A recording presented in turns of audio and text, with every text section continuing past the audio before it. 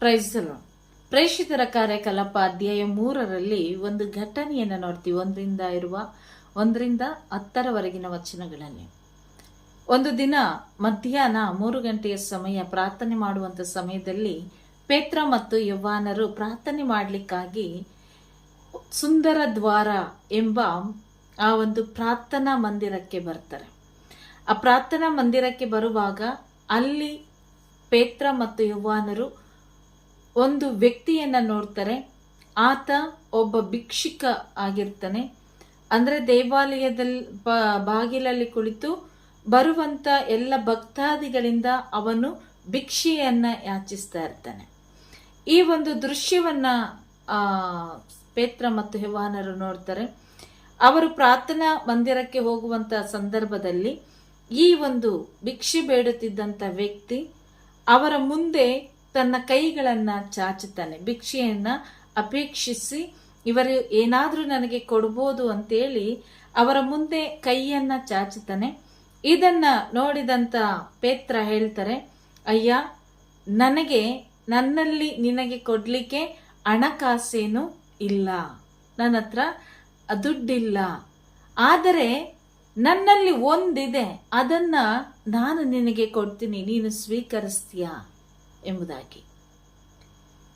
ಪ್ರಿಯರೇ, ಭಿಕ್ಷೆಯನ್ನ ಅಪೇಕ್ಷಿಸಿದಂತ ವ್ಯಕ್ತಿಗೆ ಪೇತ್ರ ಹೇಳ್ತಾರೆ, ನನ್ನಲ್ಲಿರುವುದನ್ನ ನಿನಗೆ ಕೊಡ್ತೀನಿ, ನನ್ನಲ್ಲಿರುವುದನ್ನ ನಿನಗೆ ಕೊಡ್ತೀನಿ ಅಂತ ಆ ವ್ಯಕ್ತಿ ಹತ್ರ ಹೇಳಿದಾಗ ಆ ವ್ಯಕ್ತಿ ಅಂದ್ಕೊಂಡಿರ್ಬೋದು, ಅಂದ್ರೆ ಹಣಕಾಸಕ್ಕಿಂತ ಮಿಗಿಲಾದದ್ದು ಏನೋ ಇದೆ ಇವರ ಹತ್ರ, ಅದನ್ನ ಇವರು ನನಗೆ ಕೊಡ್ತಾರೆ ಅಂತೇಳಿ ಆ ವ್ಯಕ್ತಿ ಅಂದುಕೊಂಡು ಎದುರು ನೋಡ್ತಾನೆ.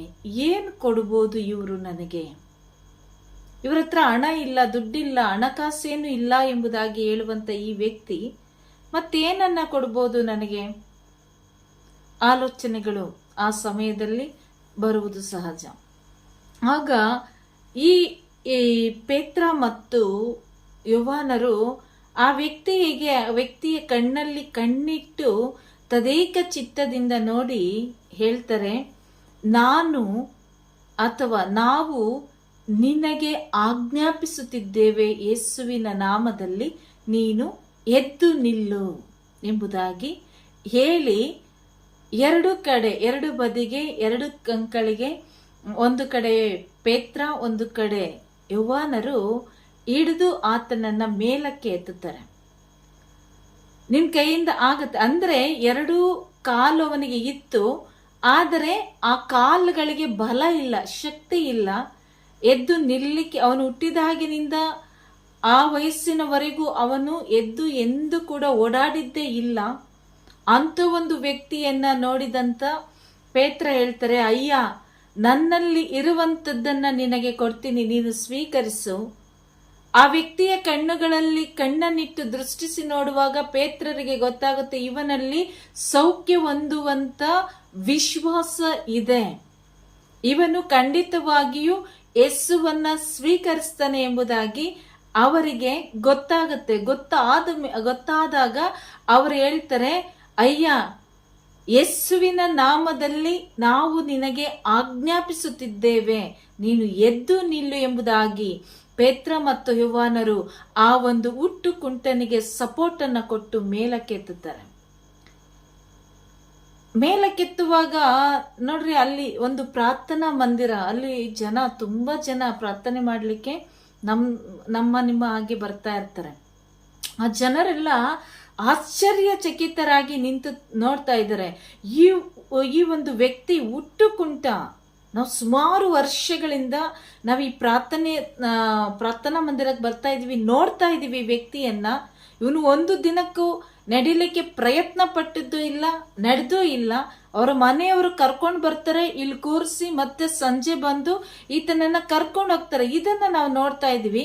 ಆದ್ರೆ ಇವರು ಹೇಳ್ತಾ ಇದ್ದಾರೆ, ನಾನು ನಿನಗೆ ಹೇಳ್ತಾ ಇದ್ದೀವಿ, ಆಜ್ಞಾಪಿಸ್ತಾ ಇದ್ದೀವಿ, ನೀನು ಎದ್ದು ನಿಲ್ಲು ಯೇಸುವಿನ ನಾಮದಲ್ಲಿ ಅಂತ ಹೇಳುವಾಗ ಆ ವ್ಯಕ್ತಿ ಆ ಯೇಸುವಿನ ನಾಮವನ್ನ ತನ್ನೊಳಗಡೆ ಸ್ವೀಕರಿಸ್ತಾನೆ. ಯಾವಾಗ ಪೇತ್ರ ಮತ್ತು ಯೌವನರು ಆತನನ್ನ ಮೇಲಕ್ಕೆತ್ತಲಿಕ್ಕೆ ಸಹಾಯ ಮಾಡ್ತಾರೋ ಆತನು ತಡವರಿಸಿ ಎದ್ದು ನಿಂತು, ದೇವರ ವಾಕ್ಯ ಹೇಳ್ತದೆ, ಆತನು ಎದ್ದು ನಿಂತು ಕುಣಿದು ಜಿಗಿದಾಡಿ ದೇವರನ್ನ ಮಹಿಮೆ ಪಡಿಸಿದ ಎಂಬುದಾಗಿ. ಪ್ರಿಯರೇ, ಆ ಶಕ್ತಿ ಯೇಸುವಿನ ನಾಮದಲ್ಲಿ ಇದೆ. ಯಾವ ಒಂದು ವೈದ್ಯಕೀಯ ಒಂದು ಕಾರ್ಯಗಳಲ್ಲಿ ಆಗದೇ ಇರುವಂತ ಕಾರ್ಯಗಳನ್ನ ನಾವು ನಂಬಿರುವಂತ ದೇವರು, ಏಕೈಕ ದೇವರು, ರಕ್ಷಕರು ಆಗಿರುವಂತ ಯೇಸು ಕ್ರಿಸ್ತರು ಅದನ್ನ ಮಾಡುವವರಾಗಿದ್ದಾರೆ. ಯಾಕೆಂದರೆ ಅವರ ನಾಮಕ್ಕೆ ಅಷ್ಟು ಶಕ್ತಿ ಇದೆ. ಅಲ್ಲಿ ಯೇಸುವನ್ನ ಕರೆದು ನಿಲ್ಲಿಸಲಿಲ್ಲ ಪೇತ್ರ ಮತ್ತು ಯೋವಾನರು. ಅವರು ಒಂದು ನುಡಿಯನ್ನ ಹೇಳ್ತಾರೆ, ಯೇಸುವಿನ ನಾಮದಲ್ಲಿ ನಾವು ನಿನಗೆ ಆಜ್ಞಾಪಿಸುತ್ತಿದ್ದೇವೆ, ಯೇಸುವಿನ ನಾಮದಲ್ಲಿ ನೀನು ಎದ್ದು ನಿಲ್ಲು. ಆ ನಾಮದ ಶಕ್ತಿ. ಅದಕ್ಕಾಗಿ ಯೇಸು ಹೇಳಿದ್ರು, ನನ್ನ ನಾಮದಲ್ಲಿ ಭರವಸೆ ಇಟ್ಟವರಾದರೂ, ವಿಶ್ವಾಸ ಇಟ್ಟವರಿಗಾದರೂ ಆಶಾಭಂಗ ಆಗೋದಿಲ್ಲ. ಇವತ್ತು ನಮ್ಮ ಪರಿಸ್ಥಿತಿಗಳು ಹೇಗೆ ಇರ್ಬೋದು, ನೋಡಿದಂತ ಜನ ಎಲ್ಲ ಹೇಳ್ಬೋದು, ನಾವು ಸುಮಾರು ವರ್ಷಗಳಿಂದ ನೋಡ್ತಾ ಇದ್ವಿ, ಇವ್ರು ಹೀಗೆ ಇದ್ದಾರೆ ಎಂಬುದಾಗಿ ಹೇಳ್ತಾ ಇರ್ಬೋದು. ಜನ ಎಲ್ಲ ಹೇಳ್ಬೋದು, ಇಲ್ಲ ಇದಾಗಲ್ಲ, ಸುಮಾರು ವರ್ಷಗಳಿಂದ ನಾವು ನೋಡ್ತಾ ಇದ್ದೀವಿ ಅಂತೇಳಿ. ಆದರೆ ಯೇಸುವಿನ ನಾಮದಲ್ಲಿ ವಿಶ್ವಾಸವಿಟ್ಟಾಗ, ಯೇಸುವಿನ ನಾಮದಲ್ಲಿ ಅದು ಯಾಂತ ಪರಿಸ್ಥಿತಿ ಆಗಲಿ, ನಾವು ಯೇಸುವಿನ ನಾಮದಲ್ಲಿ ಆಜ್ಞೆ ಮಾಡಿದ ಮೇಲೆ ಅದನ್ನ ನಾವು ನಂಬಿದ್ದಾಗ ಈ ಕಾರ್ಯ ಆಗತ್ತೆ.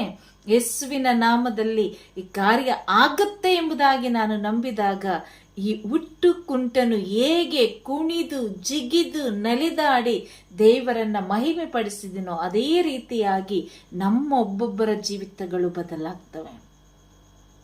ಕೆಲವರು ನಂಬುತ್ತಾರೆ, ಕೆಲವರು ಅಪನಂಬಿಕೆ ಪಡ್ತಾರೆ. ಅದಕ್ಕೆ ಯೇಸುಸ್ವಾಮಿ ಹೇಳ್ತಾರೆ, ವಿಶ್ವಾಸವಿಡುವವನ ಹೃದಯದಿಂದ ಜೀವಜಲ ಉಕ್ಕಿ ಬರ್ತದೆ, ವಿಶ್ವಾಸ ಇಡದವರಾದರೂ ಖಂಡನೆಗೆ ಗುರಿಯಾಗ್ಬಿಡ್ತಾರೆ. ಆದ್ದರಿಂದ ಯೇಸುಸ್ವಾಮಿ ಯಾವುದೇ ಒಂದು ರೋಗಿಯನ್ನ ಗುಣಪಡಿಸಬೇಕಾದ್ರೂ ಕೂಡ ಅವರು ಹೇಳ್ತಿದ್ರು, ನಾನು ನಿನಗೆ ಗುಣ ಕೊಡ್ತೀನಿ, ನಿನಗೆ ಸೌಖ್ಯ ಕೊಡ್ತೀನಿ ಅಂತೇಳಿ ನೀನು ವಿಶ್ವಾಸವಿಡ್ತೀಯ. ನನಗೆ ಮನಸ್ಸಿದೆ, ನಿನಗೆ ಮನಸ್ಸಿದೆಯಾ, ನೀನು ಗುಣವಂತೀನಿ ಅಂತೇಳಿ. ಅದಕ್ಕೆ ಯೇಸು ಹೇಳಿದ್ರು, ನನ್ನ ನಾಮದಲ್ಲಿ ನೀವು ಏನನ್ನ ಕೇಳಿದರೂ ನಾನು ಅದನ್ನ ಕೊಡ್ತೀನಿ. ನನ್ನ ಹೆಸರಿನಲ್ಲಿ ನೀವು ಆಜ್ಞೆ ಮಾಡಿದಾಗ ದೆವ್ವಗಳು ಬಿಟ್ಟು ಹೋಗ್ತವೆ. ನನ್ನ ಹೆಸರಿನಲ್ಲಿ ಒಬ್ಬ ರೋಗಿಯ ಮೇಲೆ ನೀವು ಕೈ ಇಟ್ಟು ಪ್ರಾರ್ಥನೆ ಮಾಡಿದಾಗ ರೋಗಿ ಗುಣವನ್ನ ಹೊಂದಿಕೊಳ್ಳುತ್ತಾನೆ.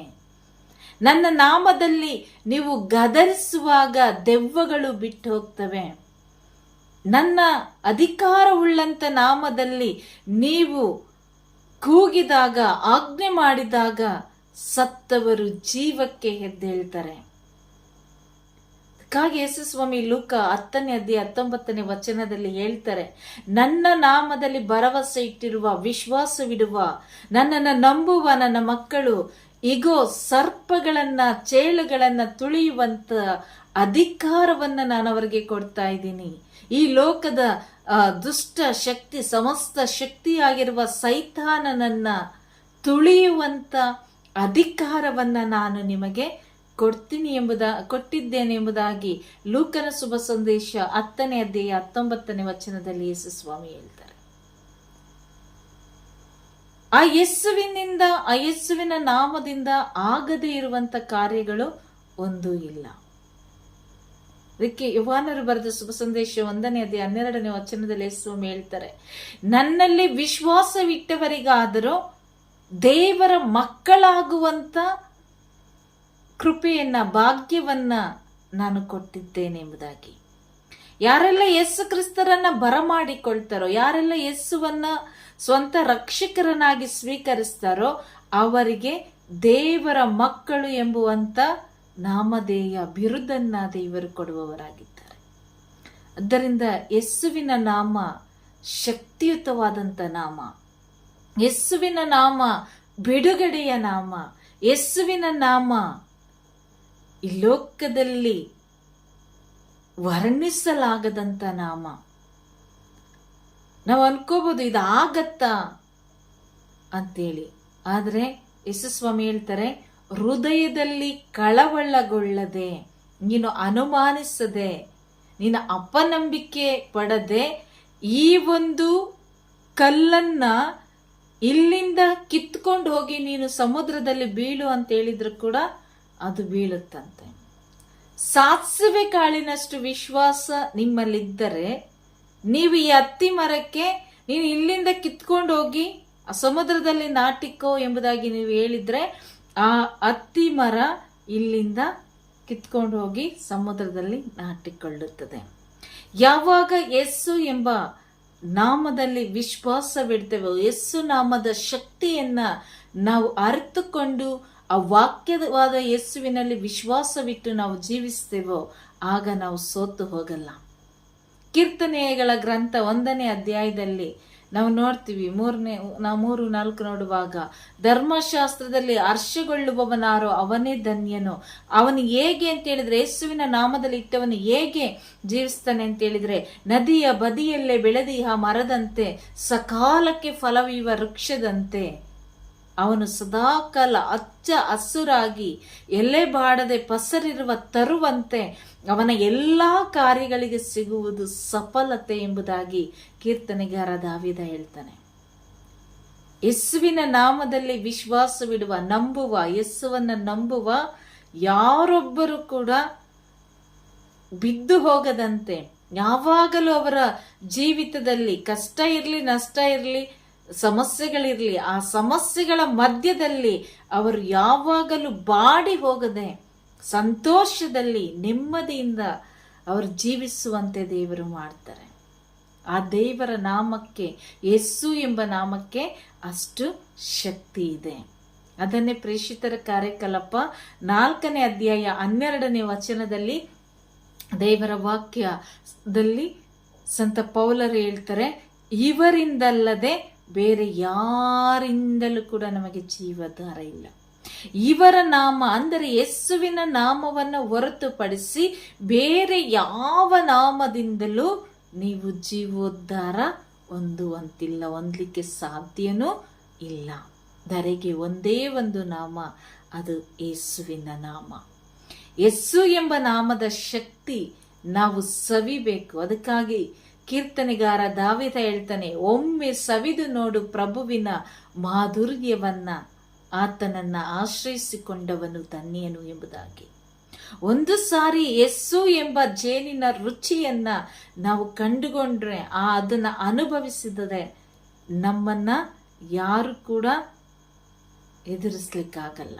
ಅದಕ್ಕಾಗಿ ರೋಮನರಿಗೆ ಬರೆದ ಪತ್ರ 8ನೇ ಅಧ್ಯಾಯದಲ್ಲಿ ಸಂತ ಪೌಲರು ಹೇಳ್ತಾರೆ, ಈ ಯೇಸುವಿನ ನಾಮದಲ್ಲಿ ವಿಶ್ವಾಸ ಇಟ್ಟಿರುವ, ಯೇಸು ಕ್ರಿಸ್ತರನ್ನ ಪ್ರೀತಿಸುವ, ಯೇಸು ಕ್ರಿಸ್ತರು ಪ್ರೀತಿಸಿರುವ ನಮ್ಮನ್ನ ಯೇಸು ಕ್ರಿಸ್ತರಿಂದ ಬೇರ್ಪಡಿಸ್ಲಿಕ್ಕೆ ಯಾರಿಂದ ಸಾಧ್ಯ? ಆ ದೇವರೇ ನಮ್ಮ ಪರವಾಗಿ ಇರುವಾಗ ನಮ್ಮನ್ನ ವಿರೋಧಿಸುವವರು ಯಾರು? ನಮ್ಮನ್ನು ತಿರಸ್ಕರಿಸುವವರು ಯಾರು? ನಮ್ಮ ಬಗ್ಗೆ ಅಪದೂರುಗಳನ್ನು ಹೇಳುವವರು ಯಾರು? ನಮ್ಮನ್ನ ನೋಯಿಸುವವರು ಯಾರು? ಏನೇ ಆಗಿರಲಿ, ಯೇಸು ಕ್ರಿಸ್ತರ ಪ್ರೀತಿಯಿಂದ ನಮ್ಮನ್ನ ಬೇರ್ಪಡಿಸ್ಲಿಕ್ಕೆ ಅವರಿಂದ ಸಾಧ್ಯ ಇಲ್ಲ. ಹುಟ್ಟು ಕುಂಟ ಅವನು ಕಾಲು ಪಡ್ಕೊಂಡ ಮೇಲೆ, ಅವನಿಗೆ ಕಾಲು ಬಂದ ಮೇಲೆ ಆತನನ್ನ ಕ್ರಿಸ್ತನ ವಿರೋಧಿಗಳು ಸುಮ್ಮನೆ ಬಿಡ್ಲಿಲ್ಲ. ನಿನ್ಗೆ ಹೆಂಗ್ ಕಾಲು ಬಂತು, ಅವ್ರು ಹೆಂಗ್ ಕಾಲು ಕೊಟ್ರು, ಅವ್ರನ್ನ ಪ್ರೇಷಿತರನ್ನ ಸುಮ್ಮನೆ ಬಿಡ್ಲಿಲ್ಲ. ಹಿಡಿದ್ರು, ಓಡಿದ್ರು, ಸೆರೆಮನೆಗೆ ಹಾಕಿದ್ರು, ಎಲ್ಲವನ್ನ ಮಾಡಿದ್ರು. ಕ್ರಿಸ್ತನ ನಾಮದ ಶಕ್ತಿಯ ಮಹತ್ವ ಅರಿಯದವರು ಸುಮಾರು ಜನ ನಮ್ಮ ಜೊತೆಯಲ್ಲೇ ಇದ್ದಾರೆ. ಅನೇಕ ಬೋಧನೆಗಳನ್ನ ನಾವು ಕೇಳ್ತೀವಿ. ಬೋಧನೆಗಳನ್ನ ಕೇಳುವಾಗ ಒಬ್ಬೊಬ್ಬರು ಒಂದೊಂದು ರೀತಿಯಲ್ಲಿ ವಿಭಿನ್ನವಾಗಿ ಬೋಧನೆಗಳನ್ನ ಮಾಡುವವರಿದ್ದಾರೆ. ಯೇಸುವಿನ ನಾಮದ ಶಕ್ತಿಯನ್ನ ಸ್ವೀಕರಿಸುವವರು ಇದ್ದಾರೆ, ಯೇಸುವಿನ ನಾಮವನ್ನ ತೆಗಳುವವರು ಕೂಡ ಇದ್ದಾರೆ. ಯಾರು ನಂಬುತ್ತಾರೋ ಅವರು ಭಾಗ್ಯವಂತರು. ಯಾರು ನಂಬುತ್ತಾರೋ ಅವರು ನಿತ್ಯ ಜೀವದ ಮಾರ್ಗವನ್ನ ಕಂಡುಕೊಳ್ತಾರೆ. ಅದಕ್ಕಾಗಿ ಯೇಸು ಸ್ವಾಮಿ ನಮ್ಮನ್ನ ಬಹಳವಾಗಿ ಪ್ರೀತಿಸುವಂತ ದೇವರು. ಅದಕ್ಕಾಗಿ ಅವರು ಹೇಳ್ತಾರೆ ಯೋಹಾನ 14:14 ನನ್ನ ಹೆಸರಿನಲ್ಲಿ ನೀವು ಏನನ್ನ ಕೇಳಿದರೂ ನನ್ನ ತಂದೆ ಅದನ್ನು ನೆರವೇರಿಸ್ತಾರೆ. ಯೇಸು ಎಂಬ ನಾಮದಲ್ಲೇ, ಯೇಸುವಿನ ನಾಮದ ಮುಖಾಂತರವೇ ನಾವು ಎಲ್ಲವನ್ನ ಪಡೆದುಕೊಳ್ಳಿಕ್ಕೆ ಶಕ್ತರಾಗ್ತೇವೆ. ಶುಭ ಸಂದೇಶದ ನುಡಿಗಳನ್ನು ನೋಡುವಾಗ ಕೂಡ ಒಬ್ಬ ಹುಟ್ಟು ಮೂಕ ಮಾತನಾಡುವಂತ ಶಕ್ತಿಯನ್ನ ದೇವರು ಕೊಡ್ತಾರೆ. ಒಂದು ಹುಟ್ಟು ಕುರುಡನಿಗೆ ಕಣ್ಣನ್ನ ಕೊಡ್ತಾರೆ. ಸತ್ತು ಹೋಗಿರುವಂತ ಲಾಜರನನ್ನ ಜೀವಕ್ಕೆ ಎಬ್ಬಿಸ್ತಾರೆ. ಬಡ ವಿಧವೆಯ ಮಗನಿಗೆ ಜೀವದಾನ ಮಾಡ್ತಾರೆ. ಯಾಯಿರನ ಮನೆಯಿಂದ ಕುಟುಂಬದವರು ಬಂದು ಹೇಳಿದ್ರು, ನಿನ್ನ ಮಗಳು ಸತ್ತು ಹೋದ್ಲು ಅಂತೇಳಿ. ಸತ್ತು ಹೋಗಿರುವ ಯಾಯಿರನ ಮಗಳನ್ನ ನೋಡಿ ಯೇಸು ಸ್ವಾಮಿ ಹೇಳ್ತಾರೆ, ನಿದ್ರೆ ಮಾಡ್ತಾ ಇದ್ದಾಳೆ ಅಂತೇಳಿ. ಆಕೆಯನ್ನ ಕೈ ಹಿಡಿದು ಎಬ್ಬಿಸ್ತಾರೆ. ನಂಬಿಕೆ, ಆ ನಂಬಿಕೆಯಲ್ಲಿ ಯಾವಾಗ ಯೇಸು ಎಂಬ ನಾಮದಲ್ಲಿ ನಾವು ನಂಬಿಕೆ ಇಡ್ತಾ ಹೋಗ್ತೇವೋ ಖಂಡಿತವಾಗಿಯೂ 100ಕ್ಕೆ 100ರಷ್ಟು ನಾವು ಫಲವನ್ನ ಪಡೆದುಕೊಳ್ತೀವಿ. ನೋಡ್ರಿ, ಆ 12 ವರ್ಷ ರಕ್ತಸ್ರಾವದಲ್ಲಿದ್ದಂತ ಮಗಳು ಆಸ್ತಿಪಾಸ್ತಿಯನ್ನೆಲ್ಲ ಕಳ್ಕೊಂಡಿದ್ಲು. ತುಂಬಾ ನೋವು, ವೇದನೆ, ಸಾಯುವವರೆಗೂ ಈ ರೋಗ ಬಿಟ್ಟೋಗಲ್ಲ. ನೋಡಿದವರೆಲ್ಲ ಚುಚ್ಚು ಮಾತುಗಳನ್ನ ಆಡ್ತಾ ಇದ್ರು. ಆದ್ರೆ ಒಂದು ದಿನ ಯೇಸು ಆ ಮಾರ್ಗವಾಗಿ ಬರುವಾಗ ತನ್ನ ಆ ಸಹಪಾಠಿಗಳನ್ನ ಕೇಳ್ತಾಳೆ, ಏನಿದು ಗದ್ದಲ ಅಂತ ಕೇಳುವಾಗ ಅವ್ರು ಹೇಳ್ತಾರೆ, ಯೇಸು ಬರ್ತಾ ಇದ್ದಾರೆ. ಏನು ಯೇಸುವಿನಲ್ಲಿರುವಂತ ವಿಶೇಷತೆ ಏನು ಮಾತಾಡ್ಕೊಂಡಿರ್ತಾರೆ. ಈಗ ನೋಡ್ರಿ, ಯಾರಾದ್ರೂ ಒಬ್ಬ ಪ್ರವಾದಿ ಬಂದು ಅಥವಾ ಒಬ್ಬ ದೇವ ಸೇವಕರು ಪ್ರಾರ್ಥನೆ ಮಾಡ್ತಾರೆ ಅಂತ ಹೇಳುವಾಗ, ನಮ್ಮ ಮನೇಲಿ ಬಂದು ಪ್ರಾರ್ಥನೆ ಮಾಡಿದ್ರು ಅಂತ ಹೇಳುವಾಗ ಹೇಳಿದವರು ಕೇಳ್ತಾರಲ್ವಾ, ಹೌದಾ ನಿಮ್ಮನೆಗೆ ಪ್ರಾರ್ಥನೆ ನಡೀತಂತೆ, ಯಾರೋ ಬ್ರದರ್ ಬಂದಿದ್ರಂತೆ, ಸಿಸ್ಟರ್ ಬಂದಿದ್ರಂತೆ, ಹೇಗ್ ಪ್ರಾರ್ಥನೆ ಮಾಡಿದ್ರು, ಏನ್ ವಿಶೇಷ ಅವರಲ್ಲಿ ಕೇಳ್ತಾರಲ್ವಾ. ಅವಾಗ ಕೆಲವರು ಹೇಳ್ತಾರೆ, ಅವರು ಕೆಲವು ಪ್ರಾರ್ಥನೆ ಮಾಡಿದ್ರು, ಅವ್ರು ಪ್ರಾರ್ಥನೆ ಮಾಡಿದಾಗ ನಮ್ಗೀಗ ಆಯ್ತು. ಸಾಕ್ಷಿಗಳನ್ನ ಬಹಿರಂಗ ಪಡಿಸುವಾಗ ಇವರಲ್ಲಿ ಒಂದು ನಂಬಿಕೆ ಇರ್ತದೆ, ನಾವು ಕೂಡ ಯಾಕೆ ಪ್ರಾರ್ಥನೆ ಮಾಡಬಾರ್ದು, ನಾವು ಯಾಕೆ ದೇವರ ವಾಕ್ಯವನ್ನ ಕೇಳಬಾರ್ದು ಅಂತೇಳಿ. ಅದೇ ರೀತಿಯಾಗಿ ಆ ಒಂದು ರಕ್ತಸ್ರಾವ ಹೆಣ್ಣು ಮಗಳು ಕೂಡ ಏನು ಯೇಸುವಿನ ವಿಶೇಷತೆ ಏನು ಎಂಬುದಾಗಿ ಕೇಳಿ ತಿಳ್ಕೊಂಡು ಅವಳು ತೀರ್ಮಾನ ಮಾಡ್ತಾಳೆ, ನಾನು ಯೇಸುವಿನ ಬಟ್ಟೆಯನ್ನ ಮುಟ್ಟಿದ್ರೆ ಸಾಕು ಗುಣ ಹೊಂದುತ್ತೇನೆ ಅಂತೇಳಿ. ಆ ವಿಶ್ವಾಸ ಬರೋದು ತುಂಬಾ ವಿರಳ, ಕಷ್ಟ. ಎಲ್ಲ ಡಾಕ್ಟರ್ಗಳೆಲ್ಲ ಕೈ ಬಿಟ್ಟಿದ್ದಾರೆ, ಆಸ್ತಿ ಪಾಸ್ತಿ ಎಲ್ಲ ಹೋಗಿದೆ, ಯಾರ ಕೈಯಿಂದಲೂ ಮಾಡ್ಲಿಕ್ಕೆ ಆಗದೆ ಇರುವಂತ ಕಾರ್ಯ ಯೇಸು ಅನ್ನೋರಿಂದ ಸಾಧ್ಯನಾ? ಜನ ಎಲ್ಲ ಹೇಳ್ಬೋದು, ನಿಂದಾಗಲ್ಲ ಬಿಡು, ಯಾರಿಗೋ ಸಣ್ಣ ಪುಟ್ಟ ಮಾಡ್ಬೋದೇನೋ, ನಿನ್ಗೆ ಡಾಕ್ಟರ್ಗಳೇ ಹೇಳ್ಬಿಟ್ಟಿದ್ದಾರೆ ಆಗಲ್ಲ ಅಂತೇಳಿ ಅಲ್ವಾ. ಎಲ್ಲೋ ಒಂದು ಕಡೆ ಆ ವಿಶ್ವಾಸವನ್ನ ನಾವು ಕುಂದಿಸ್ಕೊಬಿಡ್ತೀವಿ. ಆದ್ರೆ ಆ ಹೆಣ್ಣು ಮಗಳು ವಿಶ್ವಾಸವನ್ನ ಕುಂದಿಸ್ಕೊಂಡ್ಲಿಲ್ಲ. ಅದಾಗತ್ತೆ, ಹಾಗಾದ್ರೆ ನಾನು ಯೇಸುವಿನ ಬಟ್ಟೆಯನ್ನು ಮುಟ್ಟುತ್ತೀನಿ ಸಾಕು, ಅದರಿಂದ ನಾನು ಸೌಖ್ಯವನ್ನ ಪಡ್ಕೊತೀನಿ ಅಂತೇಳಿ ಒಂದು ತೀರ್ಮಾನವನ್ನ ಆ ಹೆಣ್ಣು ಮಗಳು ತೆಗೆದುಕೊಂಡ್ಳು. ಆ ಯೇಸು ನಾಮದ ಶಕ್ತಿ, ಆ ಯೇಸು ನಾಮದ ಮಹಿಮೆ, ಆ ಯೇಸು ನಾಮದ ಕೃಪೆ, ಆ ಯೇಸು ನಾಮದ ದಯೆ ಆ ಮಗಳ ಮೇಲೆ ಇಳಿದು ಬಂತು. ಅವಳು ಸೌಖ್ಯವನ್ನ ಪಡೆದುಕೊಂಡ್ಳು. ಪ್ರಿಯರೇ, ಇದೇ ನಂಬಿಕೆ, ಇದೇ ವಿಶ್ವಾಸ ನಮ್ಮಲ್ಲಿ ತುಂಬಲಿ. ಅಂದು ಪೇತ್ರ ಮತ್ತು ಯೋಹಾನರ ಮಾತಿಗೆ ಕಿವಿಗೊಟ್ಟು ತನ್ನ ಹೃದಯವನ್ನ ಯೇಸುವಿಗೆ ಬಿಟ್ಟು ಕೊಟ್ಟಂತ ಆ ಹುಟ್ಟು ಕುಂಟನಂತೆ ಇವತ್ತು ನಾವು ನಂಬಿಕೆ ಇಡೋಣ. ನಮ್ಮ ಪರಿಸ್ಥಿತಿಗಳು ಏನೇ ಆಗಿರ್ಬೋದು, ಯೇಸು ನನ್ನನ್ನು ಮುಟ್ಟುತ್ತಾರೆ. ಯೇಸುವಿನ ನಾಮದಲ್ಲಿ ನಾನು ಎದ್ದು ನಿಲ್ತೀನಿ. ಯೇಸುವಿನ ನಾಮದಲ್ಲಿ ನನ್ನ ಸಾಲಗಳು ಬಿಡುಗಡೆ, ಯೇಸುವಿನ ನಾಮದಲ್ಲಿ ನನ್ನ ಕಷ್ಟಗಳ ನಿವಾರಣೆ, ಯೇಸುವಿನ ನಾಮದಲ್ಲಿ ನಾನು ಮೇಲಕ್ಕೆ ಎದ್ದೇಳ್ತೀನಿ. ನಾನು ಯೇಸುವಿಗಾಗಿ ನಿಲ್ತೀನಿ, ಯೇಸುವಿಗೆ ಸಾಕ್ಷಿಯಾಗಿ ಜೀವಿಸ್ತೀನಿ ಎಂಬ ತೀರ್ಮಾನವನ್ನ ತೆಗೆದುಕೊಂಡು ನಾವು ಯೇಸುವಿಗಾಗಿ ಜೀವಿಸುತ್ತಾ ನಮ್ಮ ಜೀವನದ ಎಲ್ಲ ಕಾರ್ಯಗಳನ್ನ ಯೇಸುವಿನ ನಾಮದಲ್ಲಿ ನಾವು ಪ್ರಾರ್ಥಿಸುತ್ತಾ ನಮಗೆ ಬೇಕಾದ ಆಶೀರ್ವಾದಗಳನ್ನು ನಾವು ಪಡೆದುಕೊಳ್ಳೋಣ. Praise the lord.